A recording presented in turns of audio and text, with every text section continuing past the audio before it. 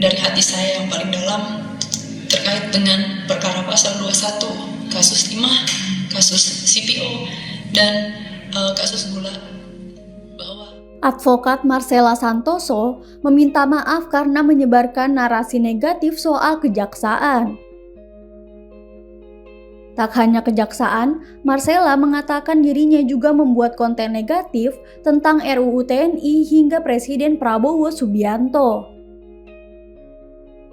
Permintaan maaf itu diputar saat jumpa pers di Gedung Bundar Kejaksaan Agung Jakarta pada Selasa 17 Juni.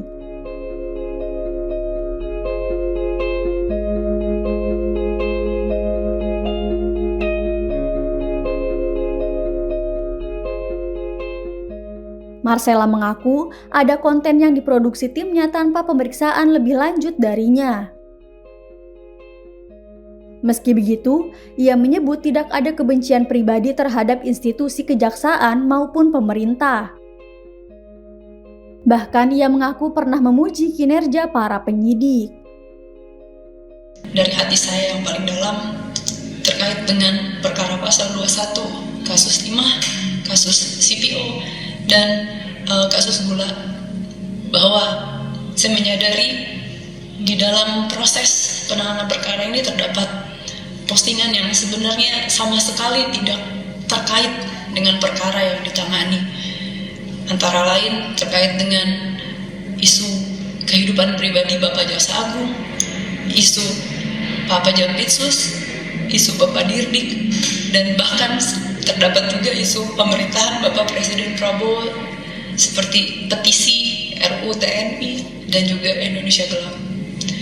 Bahwa saya sangat menyesali dan sangat menyadari bahwa apapun dan bagaimanapun ceritanya, baik itu kelalaian saya, apapun saya sebagai manusia, saya hanya bisa meminta maaf.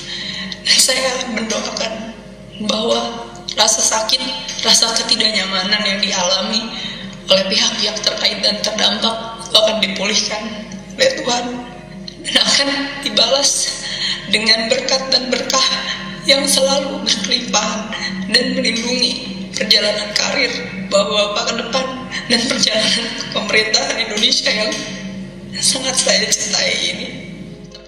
Dalam video itu, Marcella meminta maaf dan mengaku tidak memeriksa semua kasus yang dibuat tim atas arahannya, serta menyesali tindakannya. Ia pun menyatakan tidak ada kebencian secara pribadi terhadap Kejagung dan memuji kinerja institusi penegak hukum tersebut.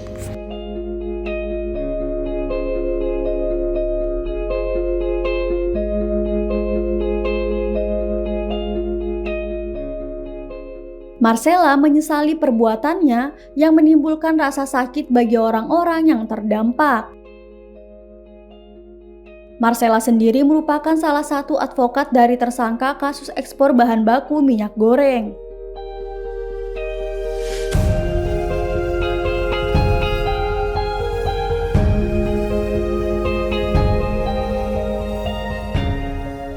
Marcella dinyatakan terlibat dalam dugaan suap lepas perkara ekspor bahan baku minyak goreng.